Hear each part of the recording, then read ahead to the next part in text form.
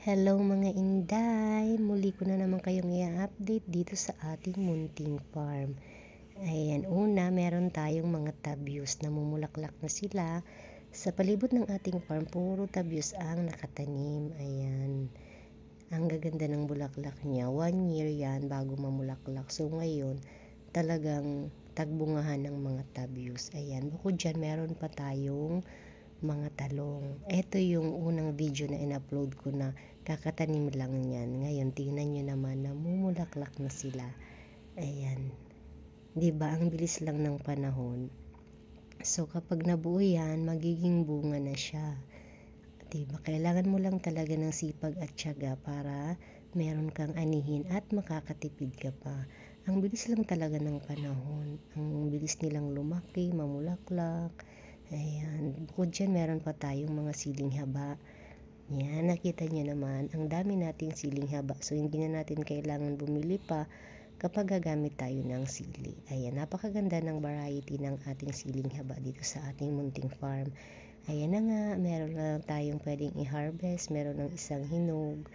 Ayan, diba? Hindi na tayo bibili. So, hindi na tayo gagastos. Sobrang tipid talaga kapag meron tayong tanim. Ayan, meron pa tayong kulis. Ayan, ginagataan yan. Ayan. Tsaka meron din tayong ampalaya. Ayan. Ang bilis lang tumubo ng ampalaya. 3 days lang tumubo na siya. Tapos ayan, nakita nyo naman, gumagapang na sila. Mga ilang weeks lang, mamumulaklak na yan at mamumunga. Diba ang saya kapag meron kang ganitong mini garden sa inyong mini farm. Ayan, nakaka-unwind talaga tingnan ang mga ganitong bagay. Tsaka meron din tayong kamuting kahoy. Ayan, pang sarili lang yan kasi kaunti lang siya. Tsaka bukod dyan, meron pa tayo ditong sweet corn. Ayan, kasi favorite ng aking panganay na anak ang sweet corn kaya nagtanim kami. Actually, malaki yan. Galing yan sa ibang bansa. Hybrid yan na sweet corn. Balikan natin itong ating napakayabong na kulis. Pwede na siya i-harvest. Later, i-harvest na natin siya. At meron pa tayong sibulino. Ayan, pwede yan sa lugaw, nilagang baka. Diba, hindi na tayo bibili. At bukod din dyan, meron din tayo dito sa ating munting farm ng carrots. Ayan. Pilot testing lang naman ito kung tutubo dito sa ating farm ang carrots.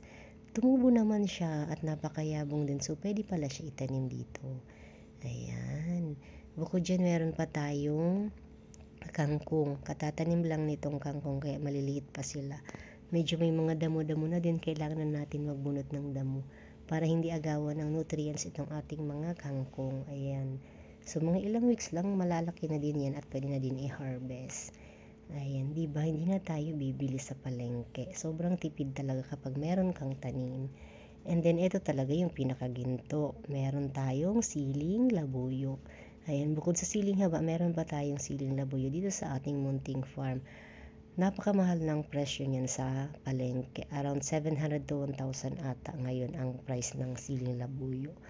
Ayan, so kami hindi na bibili kasi meron na tayong tanim dito sa ating munting farm. So, muli ko na naman kayong na-update. Hanggang dito na lang. Bye-bye!